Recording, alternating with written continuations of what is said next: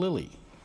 Thank you, Mr Deputy Speaker. I do want to start today by thanking the electors of Lilly for the trust they have placed in me for another term in this parliament.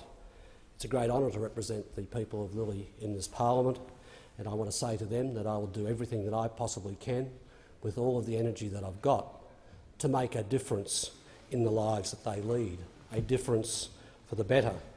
Because the people who work hard, get up every day, go to work, come home, cook the tea, get up the next day and do it again and send the kids off to school, they work hard and they deserve the support of a government which is looking after their interests. And of course, if they suffer misfortune, that someone will be there with a helping hand for the vulnerable and those that are left behind. And of course, Australians who work hard have the expectation that they will get a fair day's pay for a fair day's work, and that they will have access to affordable health care, education and housing. Australians want a community and a society where there is an opportunity for all to get ahead, irrespective of background. They want to know that their kids have got the opportunity to succeed in life through getting a decent education, and they want to know that they've got the peace of mind of always having Medicare there should they suffer ill health. And of course, lying beneath all of these public policies is the fundamental fact that you can have none of these things unless you've got a job. Jobs are central to my agenda in this House, they're central to the agenda of my party and have been that way for over 100 years. Not just the number of jobs, but the quality of jobs and the working conditions that go with them. In Australia, over 2 terms, the Labor government participated with the private sector in the creation of nearly 1 million jobs. And jobs were constantly on our mind, firstly, secondly and thirdly, every day that we were taking decisions about the future of our economy. And as a Labor Member of Parliament, I appreciate particularly that the economic and social destruction that arises from high levels of unemployment and prolonged unemployment, and the destruction that high and prolonged unemployment brings to communities. And of course, when that prospect was threatened in this country through the global financial crisis and the global recession, those considerations of preserving communities through supporting employment were number one in terms of our concern.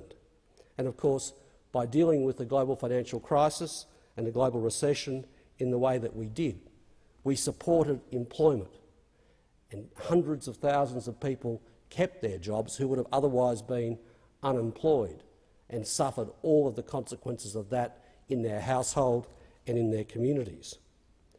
Now, we should never forget that during this period, in our endeavour to support jobs, the Labor Party was opposed every step of the way by those opposite, using some of the most crude and destructive politics that I've ever seen in the 20 years since I first became a member in this place.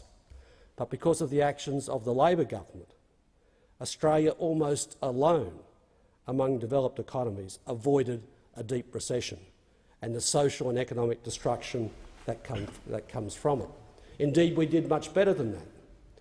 Australia has grown 15% since 2007, while just about every one of our peer economies in the developed world struggled during that period to keep their head above water. And of course, as I said before, as a nation we added nearly 1 million new jobs during that period. It's a record I'm deeply proud of, and it's a record that every Labor member in this House is deeply proud of. Of course, our economy continues to face challenges, and of course at the moment it's the challenge of transition.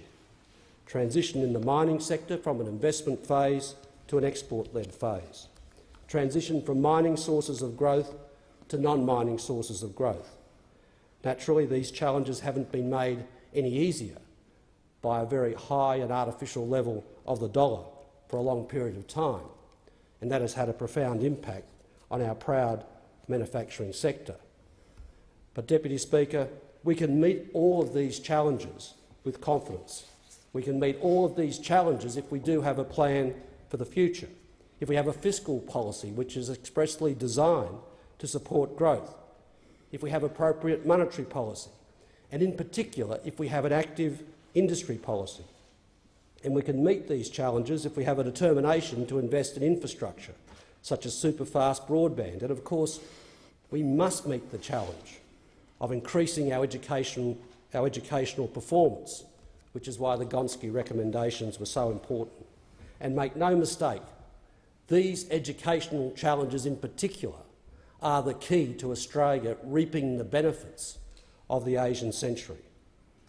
So, Deputy Speaker, it is, I think, deeply disappointing that jobs are once again under threat in this country in a way in which they were not previously. We have a government whose policies are infected with what I call a vicious ideology. And at its core, at the core of this vicious ideology, is a government absolutely determined to dismantle the social safety net in this country. We have a government which fully subscribes to Morris Newman's maxim of creative destruction. Now, there are plenty of people, particularly in right-wing economic circles, who follow that maxim. But when Morris Newman, the chair of the Prime Minister's Business Advisory Council, says very, very clearly that he believes in creative destruction, that is, let the market rip and don't ever intervene to protect the vulnerable or necessarily to make the platforms for future investment. This is a very destructive attitude that starts at the top from the Prime Minister, runs through his Business Advisory Council and right through his cabinet. Basically, they believe in the destructive powers of the market to be used against anyone or anything. And of course, it can't be masked by the fancy language that we hear occasionally from the Treasurer. What it is about is justifying sawing the bone of the most vulnerable. And of course, that's the very last thing that our economy needs at the moment. The very last thing our economy needs is a dose of European-style austerity through savage cuts to the social safety net and cuts to critical investments in infrastructure, and in particular to the NBN. Now, these are all plainly the goals of the coalition government, and over the past 6 months they have gone systematically about trashing our country's economic record and economic performance by deliberately exaggerating deficit and debt. Now, this trash-talking of our economy has already had a corrosive effect, particularly on consumer confidence, which has dropped substantially since September last year. This characterisation of our economy is completely repudiated by international financial institutions, reputable market sector economists and credit rating agencies. Now, just a week ago, the International Monetary Fund, in their Article 4 assessment, had this to say in the very lead paragraph of this report. They said, and I quote, "The Australian economy has performed well relative to many other advanced economies since the GFC." But you didn't see a word of that in the newspapers, and you didn't see a word of that from ministers in the government. The International Monetary Fund, in this report and many other reports over the past 5 years, has always strongly supported Labor's strategy through the global financial crisis and continues to oppose European-style hockey-abbot austerity measures for this country. Deputy Speaker, despite all of this, every time the Treasurer, every time the Prime Minister open their mouth, they deliver a depressing speech on the state of the economy. It's heading in the wrong direction. Debt is a huge burden. Spending's out of control. Wages are increasing too fast. Well, not according to the IMF, not according to the credit rating agencies, not according to the World Bank, not according to most market sector economists, not according to Moody's, not according to Bloomberg, and most importantly, not according to the Reserve Bank of Australia, which only this month produced a new set of forecasts that are much higher than the forecasts produced by the government in their mid-year update at the end of last year. So every credible commentator on one side of the debate and that lot over there on the other. Once again, I'll just quote from the IMF. "We have a track record of sustained growth, a resilient financial sector, and public debt is still low, and we have strong and transparent fiscal institutions." A complete endorsement of the fiscal strategy of the previous government. And of course, Bloomberg.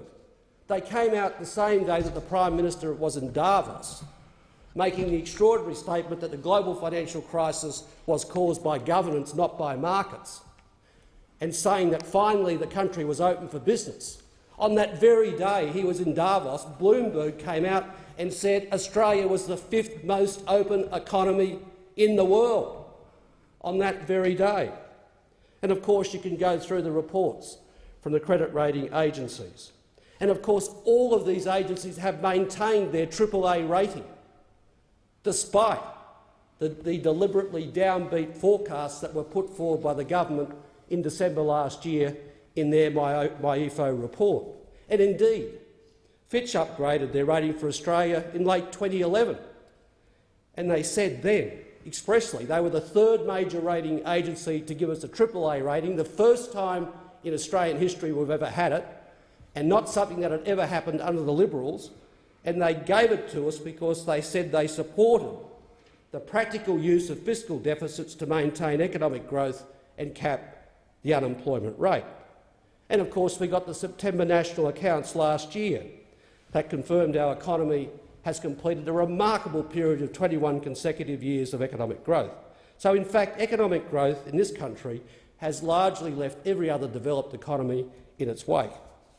And this is what the IMF observed just last week. The budget deficit was reduced from 3% of GDP to 1.5% in 2012-13. The previous government's goal of returning the budget to surplus last year was held back by slower-than-projected output growth and weaker commodity prices. Revenue fell short of projections. That is, what occurred was that revenue slowed down. It wasn't a consequence of government spending. And of course, to cut harder at that stage would have undoubtedly produced negative growth in this country. Speaker, as much as they absolutely hate it, the fact is that the coalition has inherited one of the strongest economies in the developed world, a country which got the big calls right at the right time. And the danger we see now from this government is they might make some big calls, but they mightn't get the timing right, and they most probably will get them wrong.